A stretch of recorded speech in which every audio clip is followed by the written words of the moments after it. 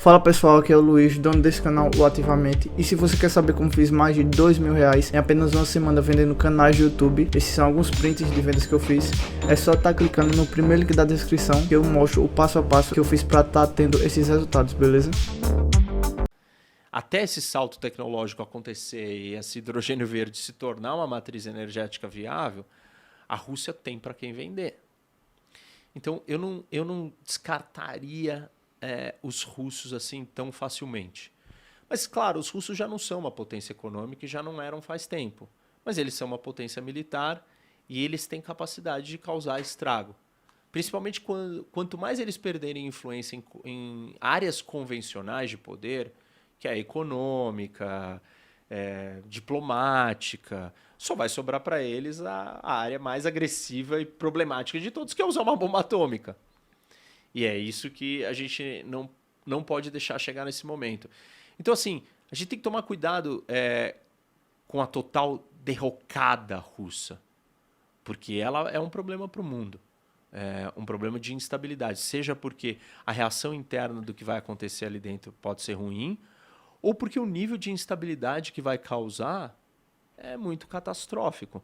Quando as pessoas falam assim, o Brasil vai virar Venezuela, a minha resposta é, não, o Brasil é gigante, não tem como a gente virar Venezuela. Tá bom, e a Rússia? Ela não é bem a Venezuela, mas um colapso total da Rússia é um problema para o mundo, em várias frentes. Tipo, quem fica com as bombas atômicas? O que acontece com refugiados? Quem que vai tomar o poder? Vai ser um monte de senhores de guerra, um monte de gangues. Parte disso já acontece com os oligarcas, com o capitalismo corrupto russo. Mas isso pode chegar num nível assim, muito extremo. A gente acha que o Brasil é corrupto é porque as pessoas não entendem o que é a Rússia. Você olha todos os rankings de corrupção internacional, os russos são os países mais corruptos do mundo. Imagina isso ainda pior. Ainda em anarquia total, em desordem total, em colapso total. Mas você vê uma possibilidade disso acontecer? Porque, por exemplo, agora a gente viu uma... Não agora, né? Isso está acontecendo ao longo aí dos meses. Quando a gente gravou aquele podcast antes da Rússia invadir a Ucrânia, inclusive aquele podcast, pra você saber, Rock, ele ficou entre 1% mais ouvido e compartilhado do mundo. Jura? E o Spotify comentou uma gafe ao me comunicar isso, porque numa retrospectiva, né, falou, olha, Bruno, esse teu podcast aqui foi muito bem, algo de maravilhoso aconteceu. E não, era guerra, né? Também eles botaram sua mensagem lá, mas ele foi muito ouvido. Aquilo foi antes da invasão. Aí o Putin vai e invade. Foi muito antes e tipo... Foi eu 10 dias falei antes, que mais ou invadiu. menos. Eu ainda cravei, eu falei, vai invadir. Foi uns 10 dias antes. E aí, na verdade, foi antes, foi uns 20 dias, a gente publicou depois, né? Não foi ao vivo.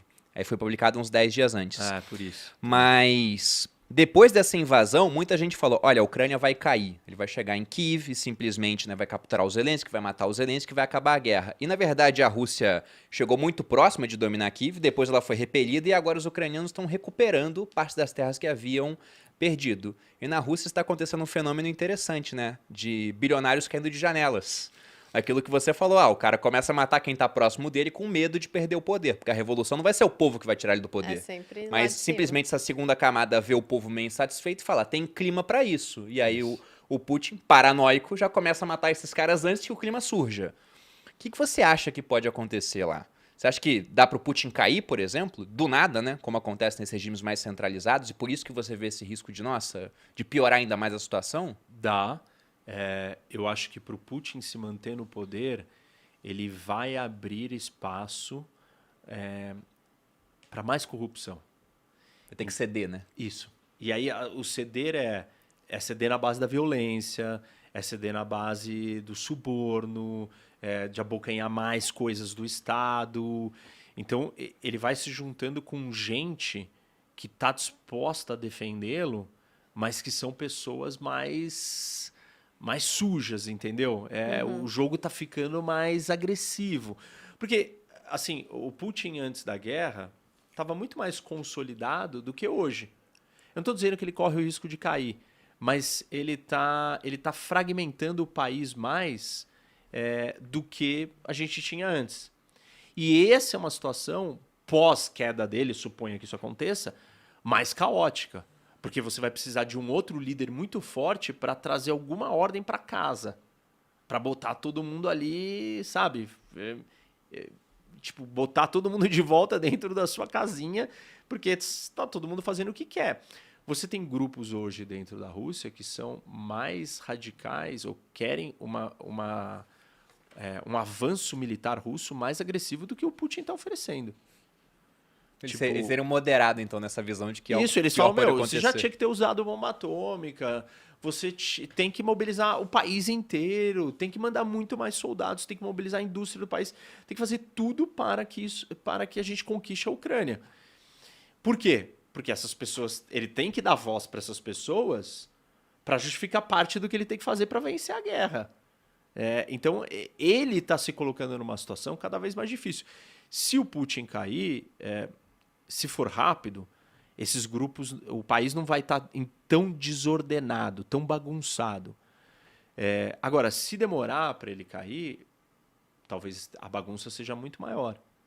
E aí a gente vai ver situações assim de desordem muito grande. A gente não quer ver um país do tamanho da Rússia virar uma Síria.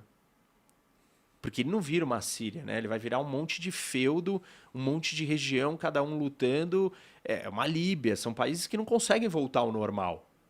Porque você deu arma para todo mundo, você criou uma situação de anarquia, de salve-se quem puder, aonde só a lei do mais forte serve.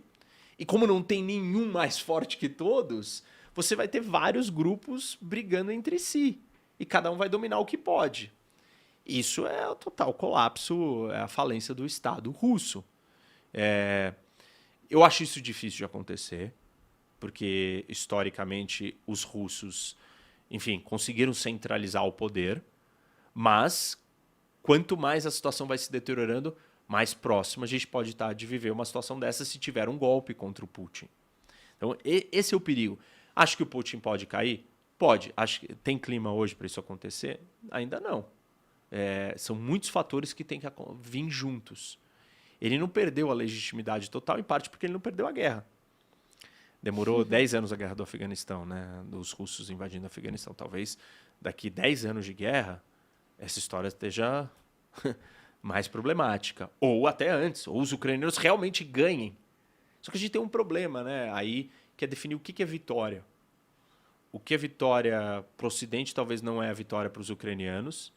E o que é vitória para o Ocidente e para os ucranianos não é derrota para a Rússia. A Ucrânia, não sei se talvez ela ache que vencer a guerra é recuperar até a Crimeia. Para o Ocidente, uma vitória da Ucrânia é tirar os russos do território, mas sem mexer na Crimeia. Que já estava com eles antes. Isso. Então, assim, o que é vitória? A gente não tem isso claro, nem para os ucranianos, nem para o Ocidente e nem para os russos. Eu não, assim, para os russos saírem totalmente da Ucrânia, a Ucrânia tem que ter começado, o exército ucraniano tem que ter começado a conseguir atacar o território russo. O que eles fizeram, aliás, né? Recentemente lançaram uns drones que entrou dentro do território russo e atacou uma base, lugares lá dentro. Isso não é, a guerra está acontecendo dentro da Ucrânia. A preocupação do Ocidente, dos americanos, em parte, tem sido: não vou dar armas que possibilitem a Ucrânia de ter capacidade militar de atacar a Rússia dentro do território dela. Porque ela sabe que isso vai transformar o conflito numa coisa muito maior, e ela não quer entrar nesse problema, não quer que isso aconteça. Então, assim, eu acho que tem uma série de fatores para acontecerem que ainda não estão colocados ali. A economia russa, ela vai piorar muito mais com o longo do tempo com as sanções. Sanções não são... Uma sanção não é um míssil que você joga e explode tudo. Ela leva tempo para ter o efeito. E não vai ter o efeito desejado. Vai desidratar um pouco mais a economia. Mas tem que ser a desidratada econômica, tem que ser a derrota na guerra, tem que ser a insatisfação de outros grupos internos, tem que ter alguém que tem força militar, física, armas, que vai virar e falar assim: eu vou desafiar o grupo do Putin. Em última instância, vai ter que ter, choque. Nem que seja entre 10 caras ali em algum lugar que vão tentar matar, sei lá, alguém. Isso vai ter que acontecer. Então, hoje eu não vejo esse cenário colocado. E assim, a gente tem que tomar cuidado como que isso vai acontecer. essa transição ela não pode ser feita de qualquer jeito, porque ela pode ser pior. Em alguns lugares foi pior, foi anarquia. O Oriente Médio, depois da Primavera Árabe, uma das discussões que se tem é essa.